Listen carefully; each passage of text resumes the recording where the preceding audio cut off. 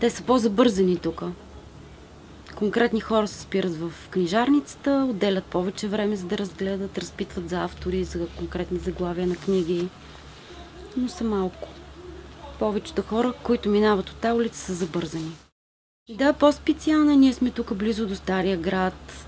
По-специални са понякога минувачите, чужденци, туристи. А от българите повечето се спират пред в златарските магазини, защото знаят, че това е Златарска улица предимно. И в тези магазини отделят повече време и така. Книжарницата още не е толкова известна, не всички я знаят в града, понеже сме отскоро.